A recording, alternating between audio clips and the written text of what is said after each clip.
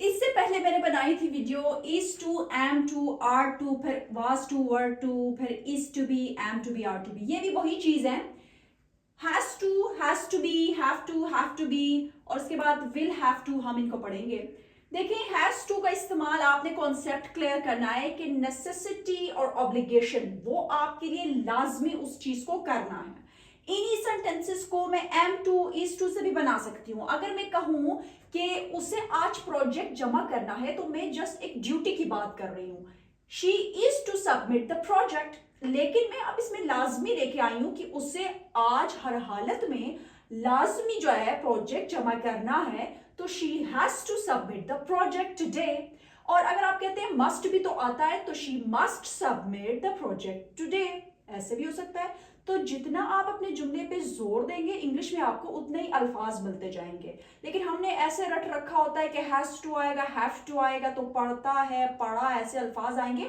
وہ بھی کریکٹ ہے, ویسے بھی ہوتا ہے. لیکن اب یہاں پہ دیکھیے اگر کوئی آپ کے سامنے بولتا ہے she has to submit the project today تو وہ ضروری نہیں اس کا ترجمہ پڑھا پڑھتا سے بنے, کرنا کرنے سے بھی تو آ سکتا ہے. لیکن آپ نے اس کا کانسیپٹ سمجھنا ہے. ٹھیک ہے, تو یہاں پہ یہ ایکٹیو سینٹینس سے has to آئے گا, اس کے بعد ورب کی first form she has to submit the project. اور اب جب has to be کرتے ہیں تو پیسو جس میں جو کام کرتا ہے, جو سبجیکٹ ہے, چاہے وہ ہی ہے, چاہے وہ شی ہے, چاہے وہ جو کوئی بھی ہے, اس کا ذکر نہیں ہوتا ہے. ٹھیک ہے, جیسے کہ پروجیکٹ آج لازمی جمع کرنا ہے تو the project has to be submitted. اب یہاں پہ بی کے بعد ورب کی تھرڈ فارم. اکثر لوگ کہتے ہیں کہ پیسو میں بائی بھی تو لگتا ہے تو وہ آپشنل ہے. یہاں پہ بائی میں by her, by him, by عائشہ وہ لاسٹ میں ہم رکھیں گے اگر ہم بائی لگا کے کرنا چاہتے ہیں. اچھا, has to be کا ایک اور استعمال ہے جو کہ ایکٹیو سینٹینس میں ہوتا ہے اور وہاں پہ آپ کی اسٹیٹ اور کنڈیشن آپ کی حالت پہ فوکس ہوگا اور اس میں ہونے کا معنی ہوگا. دیکھیں وہاں پہ یہ جو بی ہے بذات خود ایک ورب بن کے آتا ہے, اس کے بعد کوئی ایڈجیکٹو آ سکتا ہے, کوئی ناؤن آ سکتا ہے. اسے 8 بجے تک تیار ہونا ہے. He has to be ready by 8 o'clock. سب کچھ بہترین ہونا چاہیے. Everything has to be perfect. اگر کوئی آپ کو یہ کہے نا everything has to be perfect تو اس جملے کا یہ مطلب ہے کہ لازمی ان چیزوں کو بہترین ہونا چاہیے. یہ should سے بھی بن سکتا ہے. اکثر لوگ کہیں گے یہاں پہ تو چاہیے تو should بھی آنا چاہیے, تو should بھی آ سکتا ہے. Everything should be perfect. لیکن should سے وہ معنی اتنا کلیئر نہیں آتا لازمی کا جتنا has to be سے آتا ہے. ٹھیک ہے, have to, they, you, we, to names کے ساتھ ہم have to استعمال کرتے ہیں. ٹھیک ہے, he, she, it کے ساتھ has to کا استعمال کرتے ہیں. اب دیکھیں یہاں پہ میں نے پڑھتا پڑھتی سے بنایا ہے.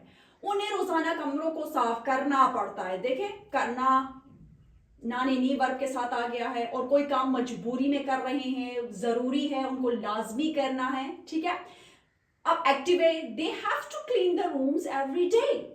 اب جب have to be کرتے ہیں پیسو میں تو جو کر رہا ہے اس کا ذکر نہیں, کمروں کو صاف کرنا پڑتا ہے. ٹھیک ہے, کمروں کو روزانہ صاف کرنا پڑتا ہے. The rooms have to be cleaned every day. کوئی نوکرانی ہے وہ کہہ رہی ہے کمروں کو روزانہ صاف کرنا پڑتا ہے. کوئی خالہ ہے اسکول میں وہ کہہ رہی ہے اس طرح کے کہ کمروں کو روزانہ صاف کرنا پڑتا ہے. ہم اس طرح کے اردو میں جملے بولتے ہیں. ٹھیک ہے, تو the room have to be cleaned every day.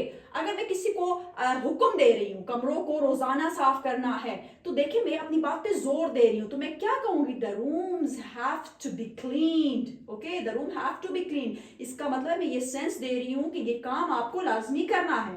ٹھیک ہے, تو لازمی کا سینس آئے, آپ کی ڈیوٹیاں آپ کی ذمہ داریاں آپ پہ لازم ہو تو آپ نے have to کو کرنا ہوتا ہے. اچھا, جس طرح has to be کا ہونے کے سینس میں اس طرح have to be کا بھی ہے. یہاں پہ یہ پلورل کے لیے استعمال ہوتا ہے. ہمیں شام تک میٹنگ میں ہونا ہے.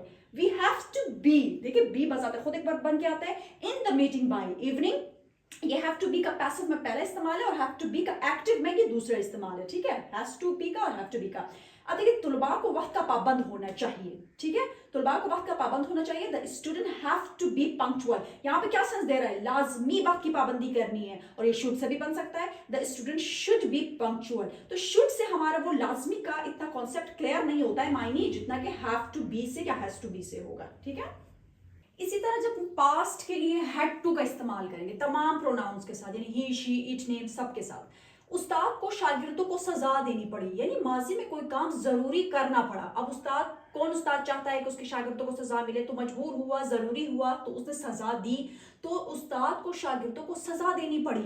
ورب کے ساتھ نانے نی اور پڑا پڑی جیسے الفاظ آتے ہیں نا, तो the teacher had to punish the students, had to word की फर्स्ट फॉर्म एक्टिव में, हैड टू बी पैसिव में शागिर्दों को सजा देनी पड़ी, माजी में शागिर्दों को सजा देनी पड़ी, किसने सजा दी उसका जिक्र जरूरी नहीं, तो the student had to be punished verb की थर्ड फॉर्म बाय लगा के the student had to be punished by the teacher, ऐसे भी हो सकता है। अच्छा, हैड टू बी का उसी तरह इस्तेमाल होना के सेंस में आता है, ये एक्टिव में है, हमें जल्दी तैयार होना पड़ा, माजी में आपको ये काम जरूरी करना पड़ा, आपकी स्टेट कंडीशन को बता रहा है। We had to be ready early, उसे खामोश होना पड़ा, she had to be quiet, ठीक है।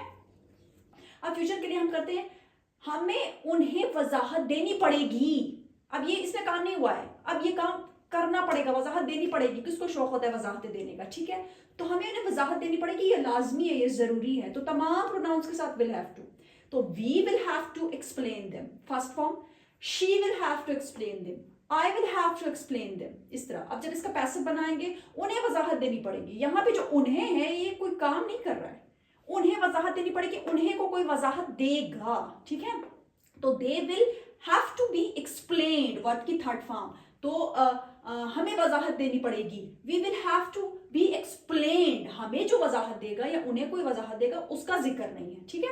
अच्छा, विल हैव टू बी होना के सेंस में जब इसका मतलब आता है तो बी एज अ वर्ब खुद ही उसमें आता है, उसे मुहतात होना पड़ेगा, he will have to be careful, तुम्हें मजबूत बनना पड़ेगा, you will have to be strong. I hope कि आपको इनकी जो है समझ आ गई होगी। Thank you.